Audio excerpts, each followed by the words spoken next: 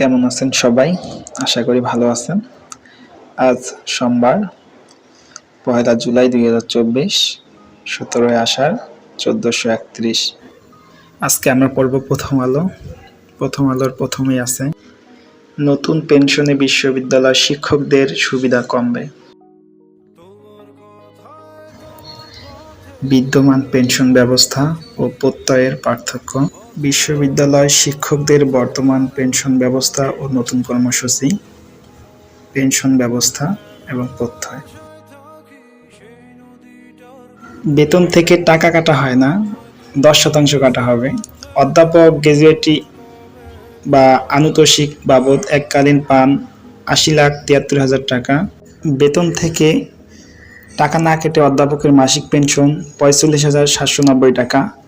বেতন থেকে কেটে ও প্রতিষ্ঠানের টাকায় পেনশন মাসে ১,২৪,৬৬০ টাকা। চাকরিজীবী ও নমিনি আজীবন পেনশন পান। পেনশনের আজীবন পাবেন, মারা গেলে নমিনি পাবেন ৭৫ বছর বয়স পর্যন্ত। বছরে পেনশন বাড়ে ৫% হারে, বাড়ে না। অর্জিত ছুটির বিপরীতে টাকা পাওয়া যায়, এ ব্যবস্থা নেই। অবসর প্রস্তুতিমূলক ছুটির ব্যবস্থা আছে, কিছু বলার নেই। অবসরের বয়স শিক্ষকদের ৬৫, কর্মকর্তাদের ৬২, কর্মচারীদের ৬০, সবার জন্য ৬০ বছর করা হয়েছে। মাসিক চিকিৎসা ভাতা ও দুটি উৎসবের ভাতা পেয়ে থাকেন, এখানে কিছু বলার নেই। জেল থেকে পালানোর ঘটনার তদন্ত হয়, শাস্তি শুধু বদলি। তদন্তে শাস্তির সুপারিশ থাকলেও বেশিরভাগ দোষীকে সতর্ক ও বদলি করা হয়। আনসার আল ইসলাম তৎপর, অন্যরা স্তিমিত। হোলি আর্টিজানের হামলায় ৮ বছর, দৃশ্যমান জঙ্গি তৎপরতা কমছে, কার্যক্রম বেড়েছে অনলাইনে। নতুন সদস্য সংগ্রহ ও প্রশিক্ষণ চলছে পুরোদমে। দেশে এখন পর্যন্ত যত জঙ্গি হামলার ঘটনা ঘটেছে সেগুলো মূলত ৪টি সংগঠনের সম্পৃক্ততা তথ্য পাওয়া যায়। এদের মধ্যে 3টি সংগঠন একেবারে দুর্বল হয়ে পড়ছে, কারো কারো নামে মাত্র কার্যক্রম রয়েছে, তবে এখনো তৎপর আছে আনসার আল ইসলাম বাংলাদেশ। ভয়াবহ জঙ্গি হামলার শিকার গুলশানের হোলি আর্টিজান। এদিকে তেমন কিছু ইম্পর্টেন্ট নাই। শিক্ষা খাতের অনিয়ম, দুর্নীতির সমালোচনা। শিক্ষা মন্ত্রণালয় মঞ্জুরির দাবির উপর ৬ জন সংসদ সদস্য ছাঁটাই প্রস্তাব দেন, তাদের মধ্যে ৫ জন বক্তব্য দেন। স্বতন্ত্র সংসদ সদস্য নাটোর ১ আবুল কালাম বলেন, সব ক্ষেত্রেই দুর্নীতি, শিক্ষায় ব্যাপক দুর্নীতি, এটা ভাষায় প্রকাশ করা যায় না। টাকা দেওয়া ছাড়া কোনো শিক্ষার অবসর ভাতা পাচ্ছেন না, টাকা ছাড়া কিছুই হয় না। গণমাধ্যম প্রকাশিত খবরের বরাত দিয়ে আবুল কালাম বলেন, রেল খালাসের পদে ২১০০ ছেলে মেয়ের চাকরি হয়েছে, যাদের সবাই অনার্স মাস্টার্স। খুবই খারাপ খবর। ফিটনেসহীন যান, কলকারখানার ধোঁয়া বায়ু দূষণের প্রধান কারণ, স্থানীয় সরকার মন্ত্রী। কোটা সংস্কার আন্দোলন। সরকারি প্রথম ও দ্বিতীয় শ্রেণীর চাকরির কোটা পূর্ণবহাল প্রতিবাদে রাজশাহী বিশ্ববিদ্যালয়ের শিক্ষার্থীরা মানববন্ধন করেন।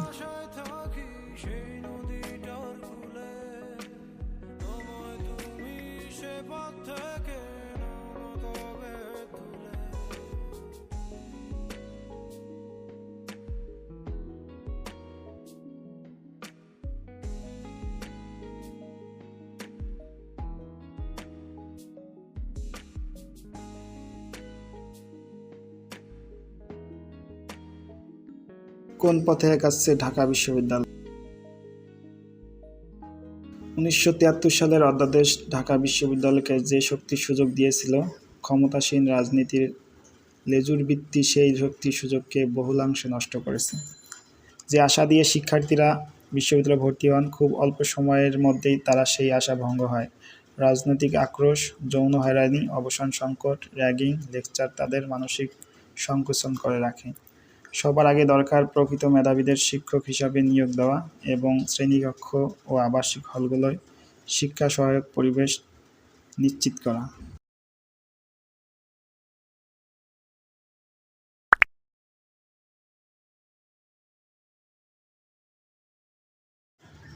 ফ্রান্সে প্রথম দফায় ভোট গ্রহণ। ফ্রান্সের প্রেসিডেন্ট ইমানুয়েল মাক্রোঁ ভোট দেওয়ার পর সমর্থকদের সঙ্গে সেলফি তুলছেন, তার একটা ছবি প্রথম আলো প্রকাশিত করছেন। ফ্রান্সের রাজধানী প্যারিস। তারপরে হাইব্রিড যুদ্ধ কৌশল রাশিয়ার।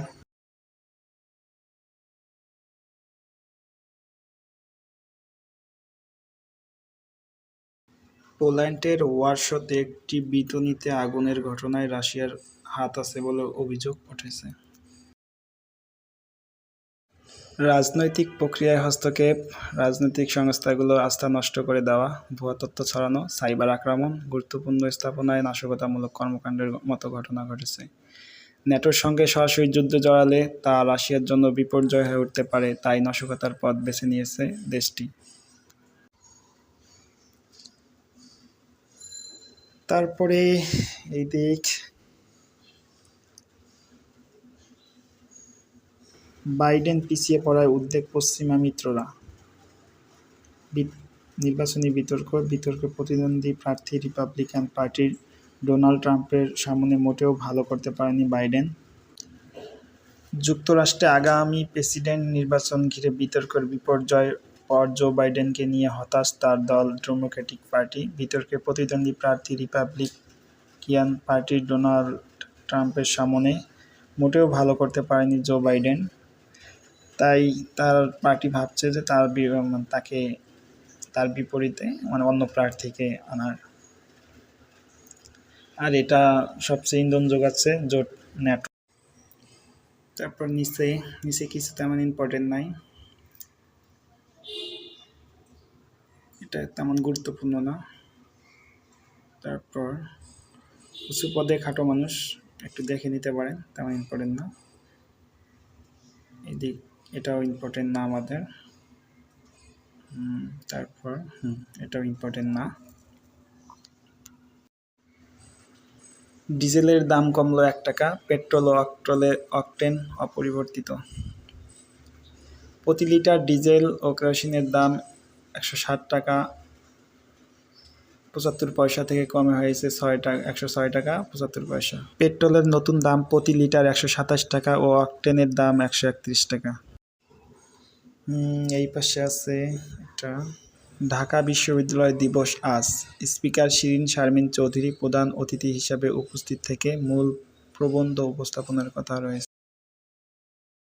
ঢাকা বিশ্ববিদ্যালয় ঐতিহাসিক কার্জন হল। তারপর নিচে নাই এদিক তেমন কিছু। এটা চাপে থাকবে মানুষ, স্বস্তি কেবল কালো টাকার মালিকদের। তেমন ইম্পর্টেন্ট না, চোখগুলো রাখলে রাখা যায়।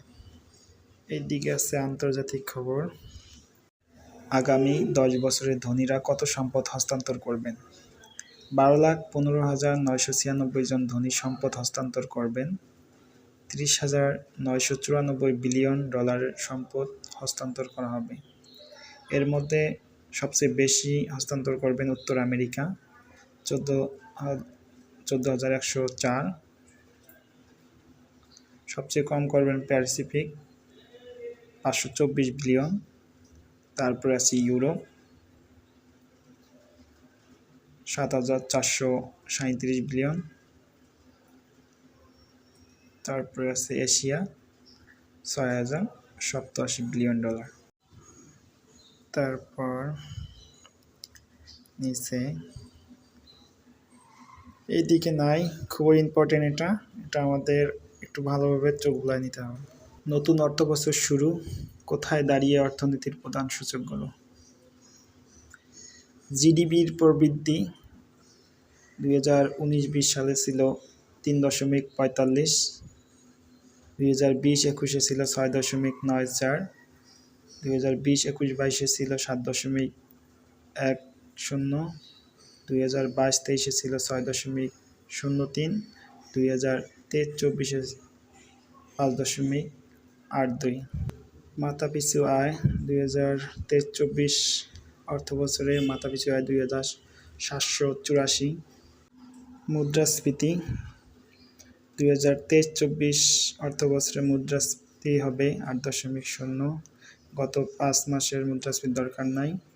শেয়ার বাজারের বাজে হাল, এটাও দরকার নাই। রিজার্ভ, এটাও তেমন ইম্পর্টেন্ট না। প্রবাসীর আয়, এটাও ইম্পর্টেন্ট না। রপ্তানি আয়, পণ্য আমদানি, রাজস্ব আয়, সরকারি বিনিয়োগ, ঋণ খেলাপি, তেমন ইম্পর্টেন্ট নয়। আর তো চিন্তা নিয়ে নতুন অর্থবছর শুরু, তার মধ্যে খুবই ইম্পর্টেন্ট আরেকটা বিষয় আছে।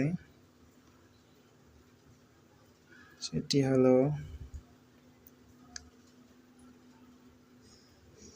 কোনো মানুষ আগের বছরে একই সময়ে ১০০ টাকায় যে পণ্য বা সেবা কিনতে পারতেন, তা ১১ মাস ধরে একই পণ্য ১০৯ টাকা ৫০ পয়সা। যদিও আজ শুরু হওয়া ২০২৪-২৫ অর্থবছরে গড় মুদ্রাস্ফীতির ৬.৫ টাকা নামিয়ে আনার লক্ষ্য ঠিক করেছেন অর্থমন্ত্রী।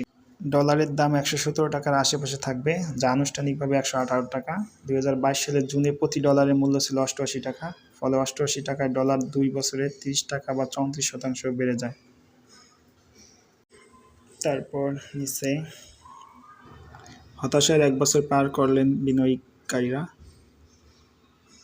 বিআইডিএসের সেমিনারে ভূমিহীনরা জমির মালিক হচ্ছেন, মালিকরা ভূমিহীন।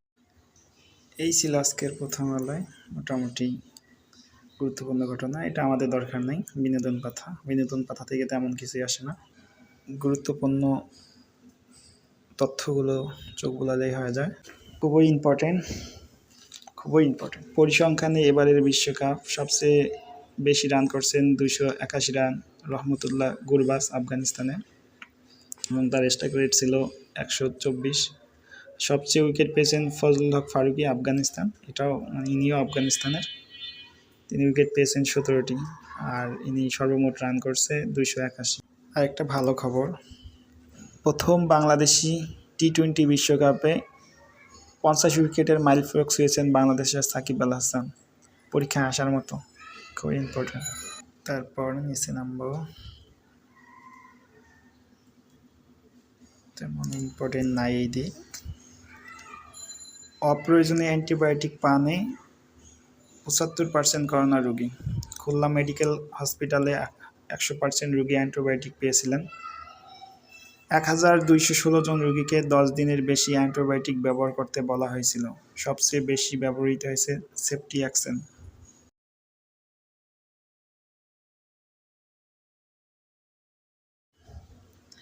তেমন আর গুরুত্বপূর্ণ কিছু নাই। আজকের আলোচনা এই পর্যন্ত। ধন্যবাদ।